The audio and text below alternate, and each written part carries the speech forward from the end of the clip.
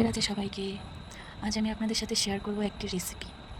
মানে আমি শ্বশুরবাড়িতে এসে এটা আমি ১ম দেখেছি এখানে বানানো। তো ভাবলাম আপনাদের সাথেও শেয়ার করি।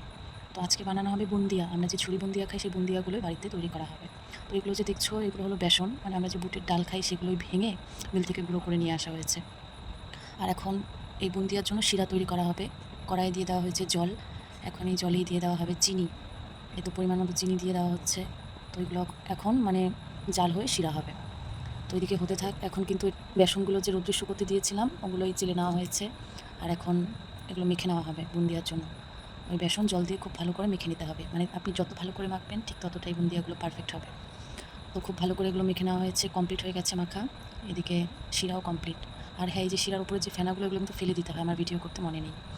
তো এদিকে বেসন কমপ্লিট, এদিকে কড়াই তেল দিয়ে দেওয়া হচ্ছে ভাজার জন্য। তো এখন ওই যে ব্যাটারটা, সেটাই একটি হাতা, মানে হাতাটা ছিদ্র করা আছে, ওটার উপরে দিয়ে দেওয়া হচ্ছে আর নিচ দিয়ে বুন্দিয়ার শেপ হয়ে কিন্তু পড়ছে তেলে। তো তেলে পড়েছে, এগুলো এখন খুব ভালো করে ভেজে নিতে হবে। ভেজে এখন এগুলো শিরায় দিয়ে দেওয়া হচ্ছে। সেম একই প্রসেসে কিন্তু সবগুলো বুন্দিয়াই ভেজে নেওয়া হবে। সবগুলো ভাজা হয়ে গেছে। এখন আর অল্প কিছু ব্যাটার আছে, ওগুলোতে ওই যে ফুড কালার দিয়ে ওই লাল সবুজ রং করে এগুলো ভাজা হবে। বলে না আগে দর্শনদারি তারপর গুণবিচারি। তো এই তো লাল কালার দিয়ে বুন্দিয়াগুলো ভাজা হচ্ছে। এগুলো খুব অল্প পরিমাণেই দেওয়া হয়, মানে শুধু সৌন্দর্যের জন্য। এগুলো তো আর এক্সট্রা অন্য কোনো টেস্ট নেই, শুধু সৌন্দর্যের জন্য। ওই একইভাবে লাল আর সবুজ রঙের বুন্দিয়াগুলো ভেজে ওই কড়াই দিয়ে দেওয়া হচ্ছে।